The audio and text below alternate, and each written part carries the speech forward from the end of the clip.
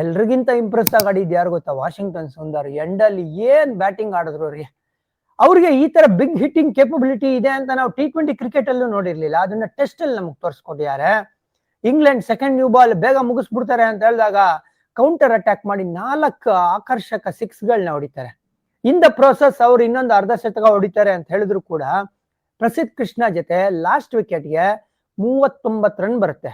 ಪ್ರಸಿದ್ಧ ಅವರು 1 ರನ್ ಕೂಡ ಮಾಡಲ್ಲ. ಇದು ಕೂಡ ಭಾರತದ ಟೆಸ್ಟ್ ಇತಿಹಾಸದಲ್ಲಿ ಆ ಲಾಸ್ಟ್ ವಿಕೆಟ್ಗೆ ಒಬ್ಬ ಬ್ಯಾಟರ್ ಇನ್ನೊಂದ್ ಎಂಡಲ್ಲಿ 1 ರನ್ ಮಾಡದೆ 39 ರನ್ ಬಂದಿದೆಯಲ್ಲ, ಇದು ಹೈಯೆಸ್ಟ್ ಪಾರ್ಟ್ನರ್ಶಿಪ್ ಆಗುತ್ತೆ.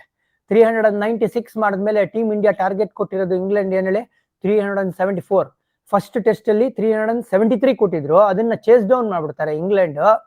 ಸೊ ಇವಾಗ ನಿಮ್ಗೆ ಡೌಟ್ ಬರ್ತಾ ಇರೋದೇನು ಅಂದ್ರೆ, ಅಣ್ಣ ತಿರ್ಗಾ ಇಂಗ್ಲೆಂಡ್ ಹೊಡಿತಾರ, ಚೇಸ್ ಮಾಡೋ ತಕ್ಕತ್ ಇದೆಯಾ ಅವ್ರಿಗೆ ಅಂತ ಹೇಳಿದ್ರೆ, ಗುರು ಆ ಪಿಚ್ಗೆ ಈ ಪಿಚ್ಗೆ ಅಜಗಜಾಂತರ ಇದೆ. ನೀವು ಅಬ್ಸರ್ವ್ ಮಾಡಿದ್ರೆ ಒಂದ್ ಎಂಡಲ್ಲಿ ಬಾಲ್ ವುಡ್ ಲೆಂತ್ ಇಂದ ಕಿಕ್ ಆಗ್ತಾ ಇದೆ, ಅಷ್ಟು ಸುಲಭ ಆಗ್ತಾ ಇಲ್ಲ, ಪದೇ ಪದೇ ಗ್ಲೌಸ್ ಬೀಳ್ತಾ ಇರೋದು. ನಿಮ್ಗೆ ಜ್ಞಾಪಕ ಇದ್ರೆ ಕರುಣ್ ನಾಯರ್ ಅವ್ರದ್ದು ಡೀಸೆಂಟ್ ಕಾಂಟ್ರಿಬ್ಯೂಷನ್ ಬಂತು, ಬಟ್ ಅಗೇನ್ ಅವ್ರಿಗೆ ಯಾವ ತರ ಏಟ್ ಬಿತ್ತು ಅವ್ರ ಬೆರಳಿಗೆ, ನೀಲಿ ಕಟ್ಬಿಟ್ಟಿತ್ತು ಅವ್ರಿಗೆ, ಅದಕ್ಕೆ ಫೀಲ್ಡಿಂಗ್ಗೆ ಬರಕ್ ಆಗಿಲ್ಲ.